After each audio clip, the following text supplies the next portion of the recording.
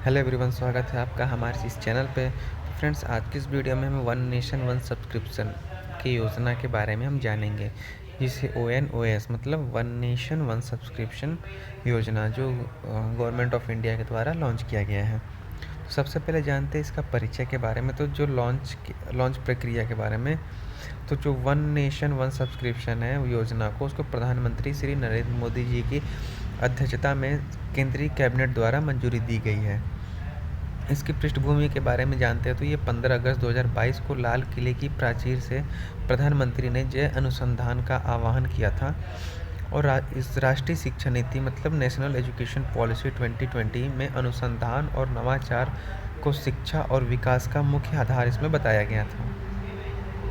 यह आत्मनिर्भर भारत और विकसित भारत 2047 के लक्ष्यों को प्राप्त करने का उद्देश्य से यह योजना बनाई गई थी।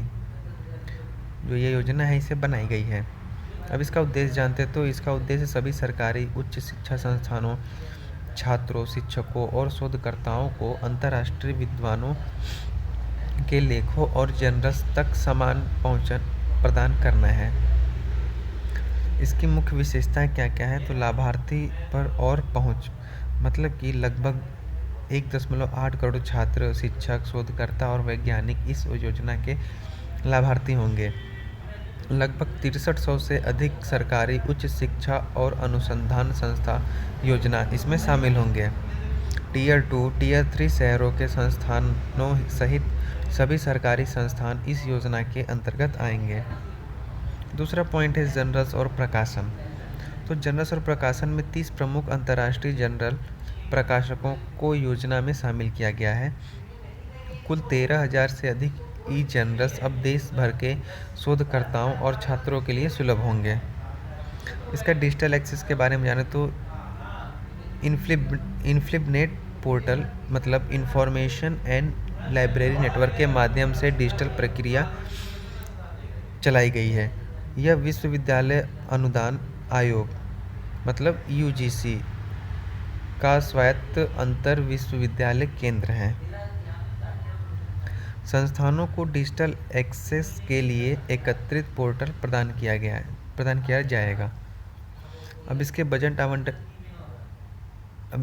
आवंटन की बात करें तो योजना के लिए 2045 से 2027 तक के लिए मतलब कि 3 वर्षों की अवधि के लिए कुछ 6,000 करोड़ रुपए का बजट इसमें निर्धारित किया गया है। अब जानते हैं कि इसकी समीक्षा और इसकी निगरानी कौन करेगा। तो इसकी जो निगरानी है ANRF मतलब अनुसंधान नेशनल रिसर्च फाउंडेशन समय समय पर योजना के उपयोग और शोध पत्रों की समीक्षा करेगा। IEC मतलब इंफॉर्मेशन एजुकेशन एंड कम्युनिकेशन अभियान चलाया जाएगा ताकि योजना का उपयोग अधिकतम हो सके। अब जानते हैं इसकी रणनीति और क्रियान्वयन के बारे में। तो समन्वय एजेंसी इनफ्लिबनेट योजना को क्रियान्वित करने के लिए नोडल एजेंसी के रूप में कार्य करेगी। यह पोर्टल के माध्यम से संस्थानों को शोध पत्रों और जर्नल्स तक आसान पहुंच प्रदान करेगा। और सूचना और जागरूकता के बारे में बात करें तो छात्रों, शिक्षकों और शोधकर्ताओं को योजना की जानकारी देने के लिए जो राज्य सरकार और संस्थानों द्वारा IEC अभियान चलाया जाएगा, उसके द्वारा विशेषकर ग्रामीणों और दूरस्थ क्षेत्रों में योजना की पहुंच सुनिश्चित करने पर जोर दिया जाएगा। अब राज्य सरकारों की भूमिका इसमें क्या रहेगी, तो राज्य सरकारों को अपने स्तर पर योजना के प्रचार प्रसार के लिए प्रेरित किया जाएगा। इसमें सुधार और निगरानी क्या क्या रहेगी, तो ANRF मतलब भारतीय लेखकों के शोध प्रकाशनों की समीक्षा करेगा और योजना के प्रभाव का विश्लेषण करेगा। अब इस योजना के महत्व का जानते तो इसमें सबसे पहले शैक्षिक सुधार। तो इसमें शैक्षिक सुधार कैसे होगा कि अनुसंधान के लिए गुणवत्तापूर्ण सामग्री तक सामान पहुंचाना। छोटे और मध्यम शहरों में छात्रों और शोधकर्ताओं को बड़े संस्थानों के बराबर सुविधाएं मिलेंगी। दूसरा है वैज्ञानिक उन्नति। अब वैज्ञानिक उन्नति कैसे होगी, तो अनुसंधान और नवाचार को प्रोत्साहित करना होगा। इसमें देश के अंतः विषय मतलब इंटरडिसिप्लिनरी और कोर अनुसंधान को इसमें बढ़ावा मिलेगा। तीसरा पॉइंट है आत्मनिर्भर भारत और विकसित भारत मतलब 2047 तक। इसमें क्या है, वैश्विक अनुसंधान परिस्थितिकी तंत्र में भारत की सशक्त भागीदारी होगी। देश को एक अनुसंधान और नवाचार केंद्र के रूप में स्थापित करना। चौथा पॉइंट है ग्रामीण क्षेत्रों में प्रभाव। तो टीयर 2 और टीयर 3 शहरों में छात्रों और शोधकर्ताओं के लिए बड़े शहरों जैसे संसाधनों की उपलब्धता होगी। ग्रामीण क्षेत्रों के छात्रों और शिक्षकों को शोध के लिए या बड़े संस्थानों पर निर्भर नहीं रहना पड़ेगा। चुनौतियाँ इसमें क्या क्या आ सकती हैं और उसका समाधान क्या हो सकता है। सबसे पहले हम चुनौतियाँ जानते थे। तो चुनौतियों में सबसे पहला है डिजिटल अवसंरचना, मतलब दूरस्थ और ग्रामीण क्षेत्रों में इंटरनेट और तकनीकी संसाधनों की कमी। दूसरा है जागरूकता की कमी, सभी लाभार्थियों तक योजना की जानकारी पहुंचना चुनौतीपूर्ण होगा। तीसरा है कि उपयोगिता की निगरानी, इसमें जो जर्नल्स और शोध पत्रों का सही उपयोग सुनिश्चित करना होगा।